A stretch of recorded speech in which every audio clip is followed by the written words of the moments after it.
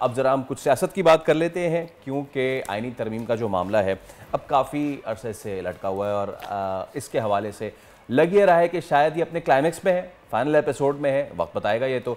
लेकिन इसके हवाले से हुई एक बड़ी डेवलपमेंट और वो ये कि जाती उम्रा में बड़ी सियासी बैठक हुई। अब इसमें सदर आसिफ अली जरदारी, मियाँ शहबाज शरीफ वज़ीर आज़म, बिलावल भुट्टो, मौलाना फजल रहमान समेत कई सियासी रहनुमाओं ने शिरकत की और जो सबकी मरकज़ निगाह हैं मौलाना फजल रहमान, उन्होंने कहा कि इत्तफाक राय की तरफ बढ़ रहे हैं, हमारी तजवीज़ मान ली तो बिस्मिल्लाह, पहला मुसव्विदा कल कबूल था ना आज कबूल है। लेकिन मौलाना की तरफ से कुछ तो बर्फ़ पिघली है।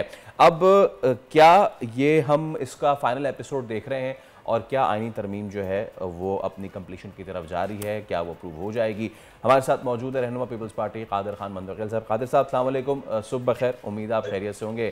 तो कादिर साहब, मौलाना फजल रहमान जो है वो फाइनली उनकी तरफ से पॉजिटिव इंडिकेशन आई है, इसको विन विन सिचुएशन समझ रहे हैं अब?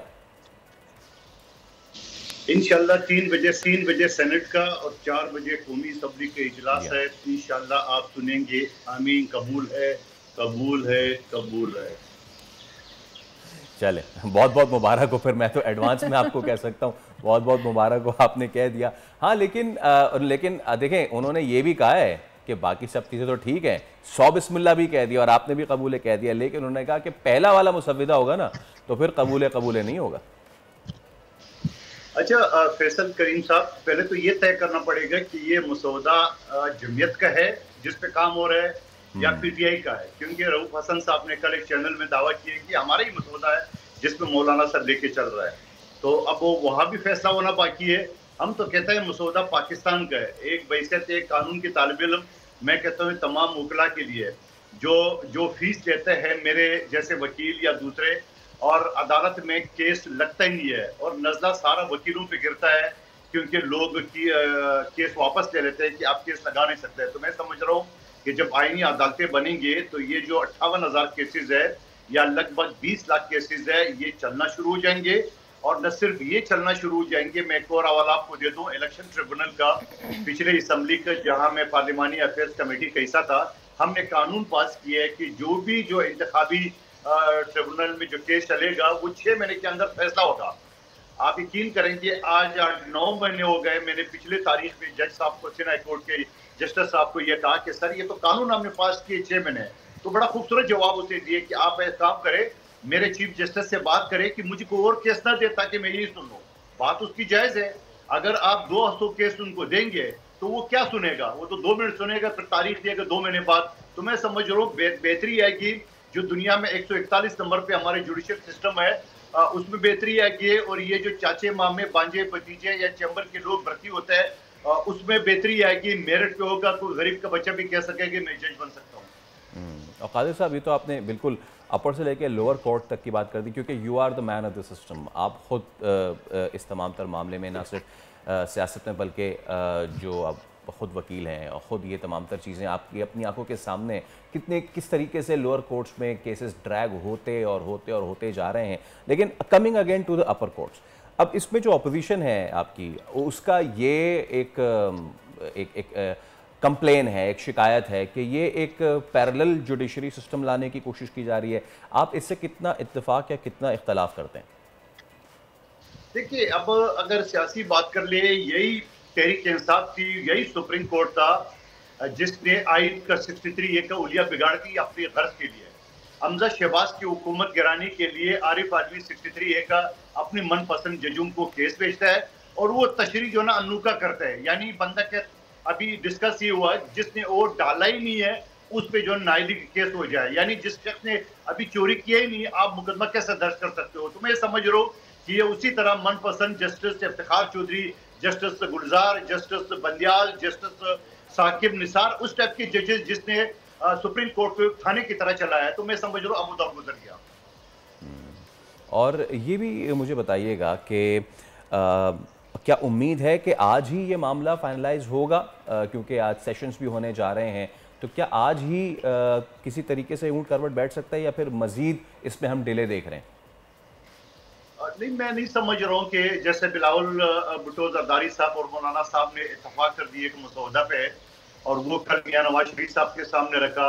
और अब आज के दिन 2 मरहले हो रहे, एक खसूसी कमेटी के सामने होगा और उसके बाद काबीना के सामने होगा। जब ये 2 मरहले भी क्लियर हो जाएंगे तो उसके बाद तो फिर से वोटिंग ही होना है।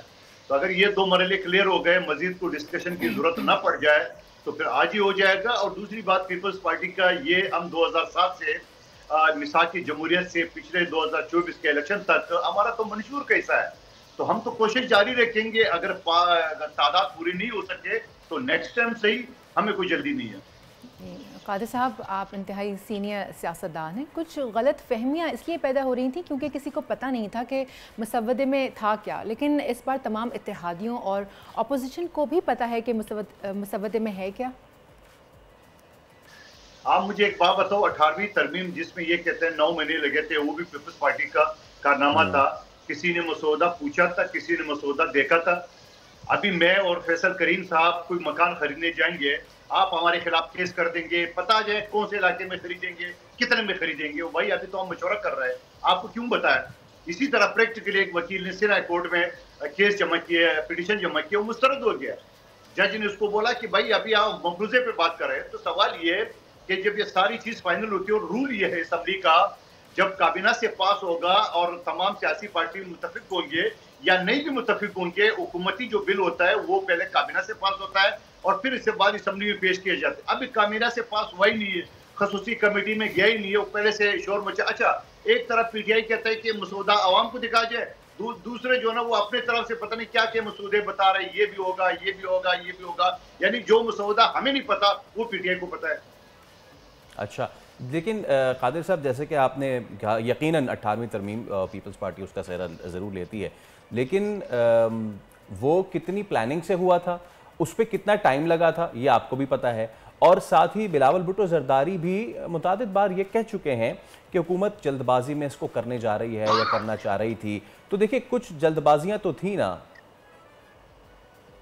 आप मुझे एक बात बताएं, मिसाक की जमहूरियत में एक शिक्त आईनी अदालत का जिसको तौसीक की है मौलाना साहब और इमरान खान साहब ने, उस पर आप कितने महीने उस पर डिस्कशन करेंगे? नंबर एक बात, मैंने कौमी असम्बली में 2021 में इमरान खान साहब के दौर में बिल जमा किया है कि एक चपरासी की नौकरी के लिए आप 3 मरतबा इंटरव्यू, जात, नस्ल, जबान पूछते हो। एक हाई कोर्ट का जज आप डायरेक्ट क्यों भर्ती करते हो? चैम्बर के लोगों को, बांजे पतिजुम को और अपने खास लॉबी के लोगों को तो सबने बड़ा अप्रिशिएट किया है। फिर पीडीएम को हुकूमत है, सबने बड़ा अप्रिशिएट किया है, मगर वो कमेटी कहते रहे। तो मैं ये समझ रहा हूँ कि ये 2 नुकते जो पीपल्स पार्टी का मेन मुद्दा है। और एक और है आर्टिकल 184(3), आपने नाम सुना होगा। ये नवाज शरीफ साहब के दौर में, पिछले दौर में जब वो वज़ीर-ए-आज़म था, असम्बली में उन्होंने पेश किया था, मगर उसके ऊपर आगे नहीं बढ़ाया। तो सवाल ये है कि एक सुप्रीम कोर्ट के चीफ जस्टिस वो अपने केसेस छोड़ के शराब की 2 बोतलों का सोम उठो लेते हैं, फलां का सोम उठे लिए, चीनी आटे बाउ का सोम उठे लेते हैं। तो भाई तुम्हारा काम नहीं है ये। आपका काम ये है कि आप अपने केसेस पे जो 58,000 आपके पास है और लगभग 20 लाख का दूसरे अदालतों में है, अब उस पर तवज्जो दे। आप अपना काम तो कर नहीं है, कहीं और टांग अड़ा रहे हो, तो ये इजाजत नहीं दी जा सकती है। और इसके ऊपर कितने महीने आप डिस्कस करेंगे? एक प्रिंसिपल उसूल है कि होना चाहिए जुडिशरी अपना काम करे, इस्टेब्लिशमेंट अपना काम करे और पार्लियामेंट अपना काम करे। पार्लियामेंट के पास इख्तियार है कानून साजी का, और इसी जुडिशरी ने एक डिक्टेटर मुशर्रफ को आइन के आर्टिकल 239 का इख्तियार दिए कि आप तरमीम कर सकते हैं। तो आप आगे बताएं, आपका आरिफ अली के केस के सामने, आपके ये सामने, और एक निराला चीफ जस्टिस आया था कराची में, जिसका बंगला जो है ना वो नेस्ले टावर के बराबर में था, जहां ओवरसीज ने जमा पूंजी जमा करके उन्होंने बाकायदा प्रैक्टिकली ऑर्डर किया कि बम से उड़ा दो। यानी हथौड़े में मारने में टाइम लगे कि उसके दिल की तस्कीन के लिए होता है कि बम से उड़ा दो। बाकायदा डॉन और जंग कराची में इश्तिहारात आए थे। तो मैं ये समझ रहा हूँ, और वो लोग रोते हुए पाकिस्तान से बाहर चले गए। तो ऐसे ही हम नहीं देखे। फिर आपने साकिब निसार को देखा कि वो बाकायदा अस्पतालों में भी छापे मार रहे, वो बाकायदा लोअर जुडिशरी में भी अदालत में घुस के जजों को बेइज्जत करे। तो ये भाई इनका काम नहीं है। चीफ जस्टिस की कुर्सी बड़े इज्जतदार कुर्सी है, अगर कोई समझे। अच्छा कादिर साहब, एक चीज़ मैं आपसे पूछना चाहूँगा, कुछ आप हमें इंसाइट दे सकते हैं कि कौन से जो पॉइंट्स हैं उन पे इत्तेफाक हुआ है, वो कौन से मौलाना साहब मान रहे हैं, कौन से ऐसे पॉइंट्स हैं जिनको हज़फ किया जा रहा है? कुछ इंसाइट दे सकते हैं आप हमें?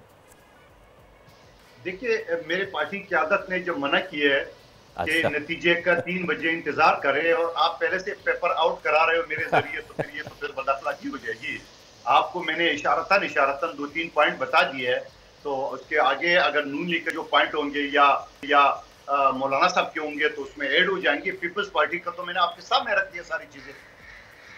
चलें, आप पेपर आउट नहीं कर रहे, हिंट भी नहीं दे रहे, तो हम भी 3 बजे तक का इंतजार कर लेते हैं। बहुत शुक्रिया, कादिर मंदोखेल साहब हमारे साथ मौजूद थे। आज बहुत ही अहम दिन आईनी इस्लाहात के हवाले से, तो देखते हैं जी ऊंट किस करवट बैठता है या नहीं बैठता है।